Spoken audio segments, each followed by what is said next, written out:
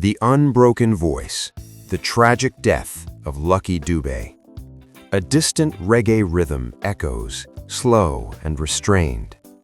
Lucky Dube was not just a musician, he was a conscience with a melody, a voice that refused to whisper when the world demanded silence.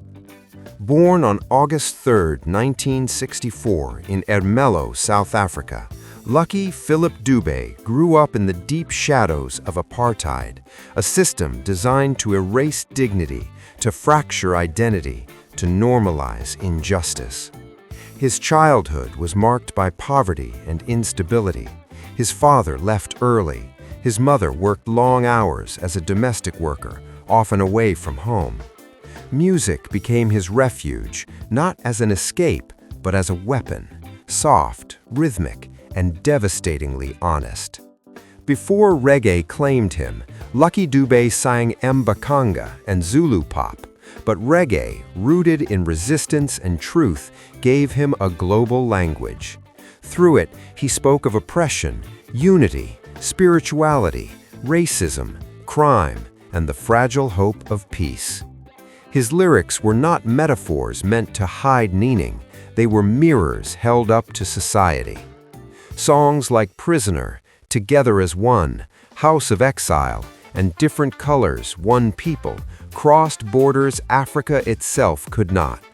He became one of the best-selling African reggae artists of all time, yet remained deeply grounded, rarely extravagant, rarely sensational, always deliberate. Lucky Dube warned his listeners about violence long before violence came for him. He sang about crime consuming African cities.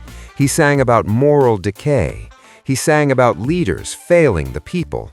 And then, on the night of October 18, 2007, tragedy unfolded in the most cruelly ironic way. That evening, Lucky Dube returned home to Rosentonville, Johannesburg, after dropping two of his children at a relative's house. He was driving his Chrysler 300C, mistaken by criminals as a symbol of wealth, not of legacy. As he slowed near his driveway, armed carjackers approached. There was no stage, no crowd, no microphone. Only darkness, fear, and seconds that would erase a voice millions depended on. Lucky Dube was shot 7 times at close range. His children were nearby. The man who sang about peace died violently on his own street. Emergency services arrived too late.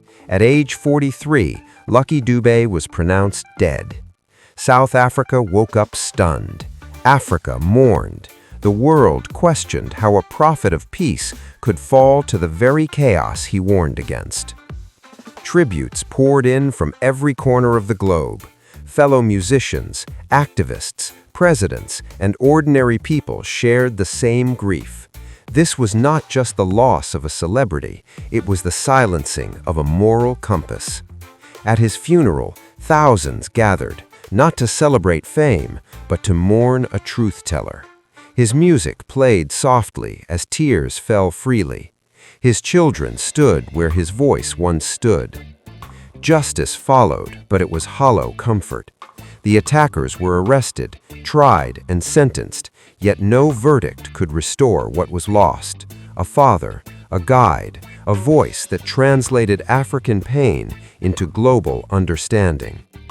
Today, Lucky Dube's music still plays, from taxis in Lagos to bedrooms in Kingston, from protest marches to quiet nights of reflection.